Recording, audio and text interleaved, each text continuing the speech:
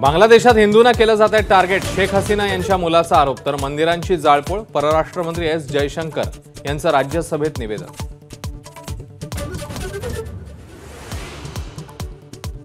भारतात आलेल्या शेख हसीना यांना धक्का।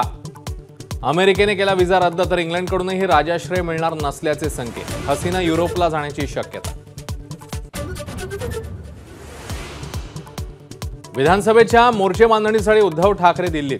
महाराष्ट्र काँग्रेस प्रभारी रमेश चेनिथला यांची घेतली भेट।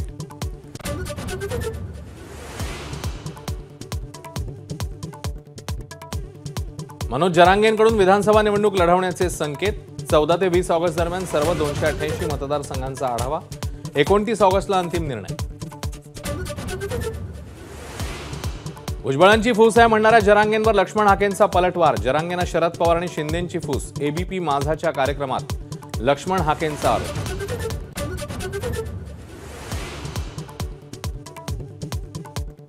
राज्यपाल पदासाठी शिंदे गटाच्या आनंदराव अडसूळांनी महायुतीला धरलं धारेवर। 15 दिवसाचं दिलं अल्टिमेटम, नाहीतर नवनीत राणांच्या जात प्रमाणपत्राला कोर्टात आव्हान देण्याची धमकी। आमदार अपात्रता प्रकरणी सुप्रीम कोर्टाने अजित पवारांच्या राष्ट्रवादीला दिली 3 आठवड्यांची मुदत। अजित पवारांची विनंती मान्य। छत्रपती संभाजीनगर जिल्ह्यातल्या 4 मतदारसंघात दुबार नावे असल्याची जिल्हाधिकाऱ्यांकडे तक्रार। चंद्रकांत खैरेंचं एमआयएम कडे बोल, कारवाईची मागणी।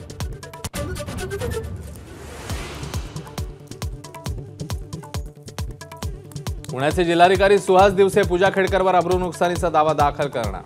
सुहास दिवसेंनी लैंगिक छळ केल्याचा पूजा खेडकरचा आरोप।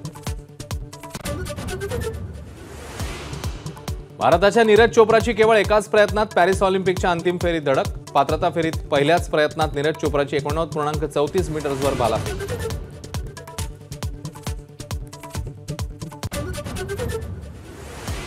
भारताची पैलवान विनेश फोगाटची पॅरिस ऑलिम्पिकच्या उपांत्य फेरीत धडक। महिलांच्या 50 किलो वजनी गटात 2 सनसनाटी विजय।